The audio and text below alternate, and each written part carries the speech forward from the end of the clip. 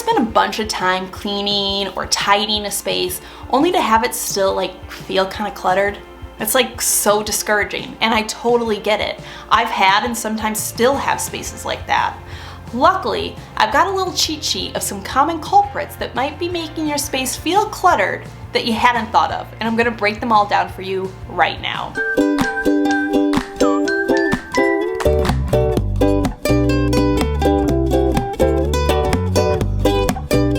Number one, you have too much on your flat surfaces. Flat surfaces love clutter. They are prime for collecting stuff because, well, they're just so easy for putting stuff on. Tell me if this sounds familiar. You have something, I don't know, maybe a gift you have to wrap, or like a box that needs to go to the post office, some paperwork you need to fill out, and so you put it on your counter so that you can tend to it. And then days, dare I say weeks, go by and you don't even touch it. You see it there. You acknowledge it as you rush out the door in the morning. Oh my God, that box, I gotta get to the post office.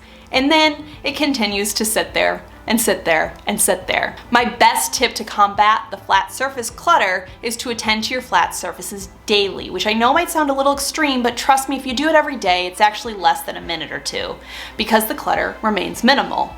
Walk around your house and pick up anything that doesn't need to be on flat surfaces. Don't leave things out because you need to get to them. Either attend to them or put them away and set an alarm on your phone or add it to your to-do list and then put it out of sight. Number three, you neglect the out of sight spots. There are a lot of spots in our home that are conveniently tucked away and out of sight, right? Cupboards, pantries, closets, drawers, top shelves, the top of the fridge. They aren't in our direct line of sight, and so it's easy for them to get cluttered.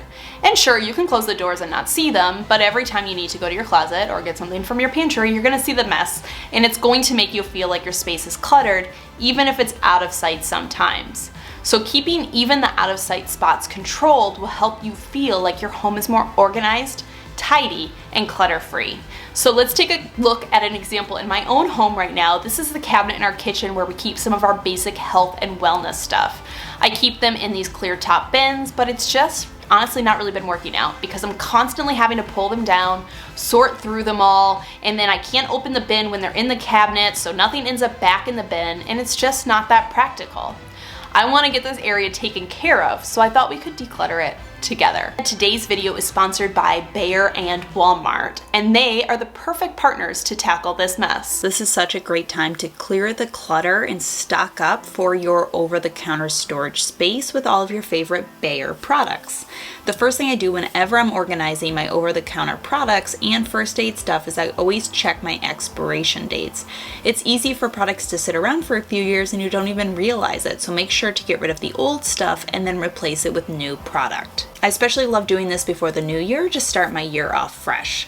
So I picked up some new stuff at Walmart. Walmart is the perfect stop, not to just stock up on my health and wellness needs, but also to grab the organizational stuff that I'll need to get organized too. So of course I have my standbys like aspirin in case of a mild fever and Alka-Seltzer for heartburn. These are great to have on hand. I also love the A&D First Aid ointment. I got turned on to this brand when I was recommended their diaper ointment, and I loved it so much that I found out they had stuff for adults. This stuff is amazing for protecting your hands from cold weather and frequent hand washing. My hands get so chapped this time of year, so this stuff has become a must. Also, some Aleve X spray. This has active ingredients like menthol and camphor, which is really great for shoulder and neck pain from toting around my babies all day. I got all stocked up on new stuff. Also, side note, nothing says I'm in my 30s like getting excited about the new things that I bought from my medicine cabinet, am I right? But it's just also new and shiny. Anyways, once you have all your stuff decluttered, new stuff in, old stuff out, I decided to go for a Lazy Susan here. I got this when I was shopping at Walmart. This Lazy Susan is the perfect size for all my Behr products and hand lotion and that sort of stuff, so it is the exact right choice for this space. I can easily grab my Aleve X if I get any neck pain after a long day, or aspirin if a headache pops up. I love how the space turned out. It is so much more practical and efficient to easily grab my Behr products, and this is an organizational structure that works so much better. I know it's going to stay far more organized than the system I had before. Number two, you don't have a system in place to control the flow of new clutter. I've said this a lot of times, but I think the biggest culprit to clutter in our homes is that many of us have many forms in which things enter our homes. You know, mail, packages from shopping, gifts, kids' school stuff, hand-me-downs, the list goes on. But many of us don't have an equal amount of forms of getting things out of our home. So it logically makes sense that if more is coming in than going out, you're gonna get cluttered. You need to adopt some new systems to getting things out of your home. I suggest starting with the things that seem to accumulate the quickest. So let me give you an example I use. One thing in our house is boxes and packaging supplies. We get a lot of boxes through like online subscriptions, my stuff for work, general online shopping, and boxes can very quickly overtake your house. So I have gotten into the habit of opening boxes immediately and breaking them down and putting any bigger boxes in the trunk of my car. Sure, piling boxes in the trunk of my car maybe isn't the prettiest sight, but it makes it so I literally cannot not take them to the dump. It's a simple system that forces the things to be removed from my house. When the boxes are already in my trunk, it is 100 times easier and more likely for me to make like the 10 minutes in my week to run past the dump as I'm already out doing errands, as opposed to piling them up elsewhere and forgetting about them. Another example would be clothes. I often like to use the one thing in, one thing out rule when it comes to clothing, but this doesn't always happen. And I actually find a much more practical solution to be just doing an audit of my clothes when I'm putting my laundry away. If I see something that's constantly being pushed aside, or I just wore and I didn't really like it, or it didn't really fit me well, I grab it now to add to the donate pile. We have a clothing donation box right at our grocery store. It's really not a big deal to drop it off. You know, I feel like typically with clothing, we think of doing this as like a once a year big closet purge, but this system actually keeps my closet from getting that way in the first place, so I don't even need to do a big closet purge. It also helps keep me more mindful of my clothing consumption. When you're constantly in the process of purging what you don't need, you become more conscious of your buying habits and you become less likely to buy excess. All right, moving right along, another reason your home might look too cluttered is you over-accessorize.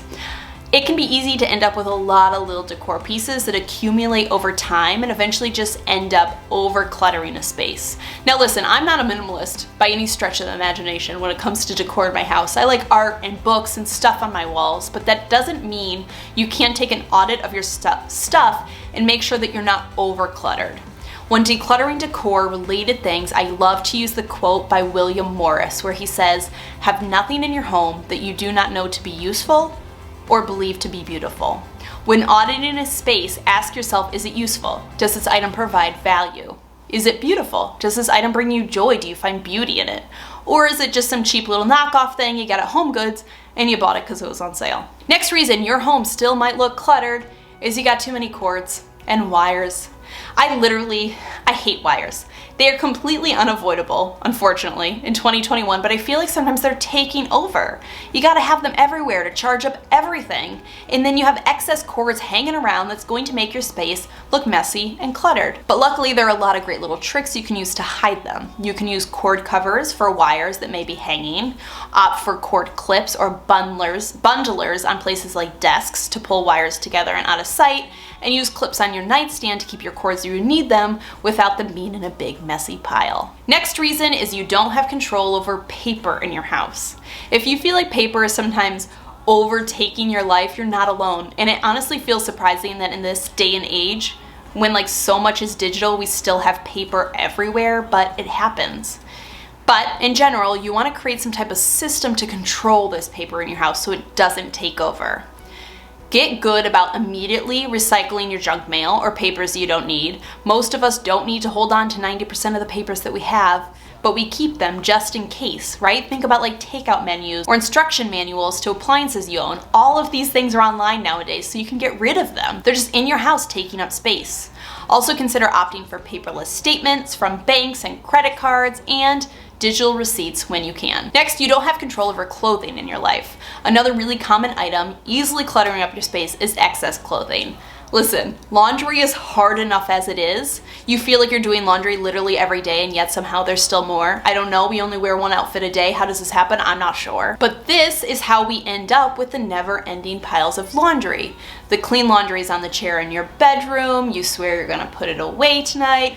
You're not gonna put it away tonight. And then you've got the dirty laundry on the bathroom floor, the basket of laundry at the bottom of the stairs that's going to take approximately 3 to 4 business days to make it upstairs. When I came to the simple realization that the less clothing I had meant the easier my laundry would be, it made it so much easier for me to control my closet.